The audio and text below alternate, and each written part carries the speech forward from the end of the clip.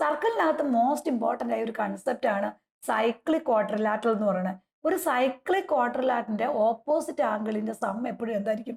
That is equal to 180 ആയിരിക്കും.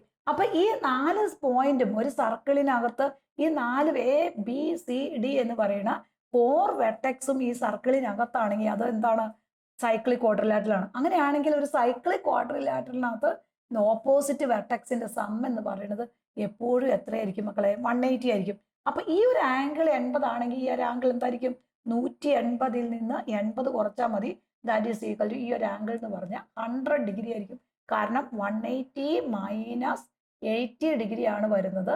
That is equal to 100 degree വരും. അങ്ങനെയാണെങ്കിൽ സെയിം കോൺസെപ്റ്റ് ആണ് പി ക്യു ആർ എസ് എന്ന് പറയുന്ന സൈക്ലിക് ക്വാഡ്രിലാറ്ററിനകത്ത് ഈ ആംഗിൾ ക്യു 120 ഡിഗ്രി ആണെങ്കിൽ ആംഗിൾ എസ് എന്ന് പറഞ്ഞാൽ എത്രയായിരിക്കും? 180 minus 120 that is equal to 60 degree ആയിരിക്കും. നെക്സ്റ്റ് ക്വസ്റ്റ്യൻ നോക്കുക. Angle A B C D എന്ന് പറയുന്നത് സൈക്ലിക് ക്വാഡ്രിലാറ്ററൽ ആണ് അല്ലെ? കാരണം 4 വെർട്ടെക്സ് ആറിന് സർക്കിളിനകത്താണ്.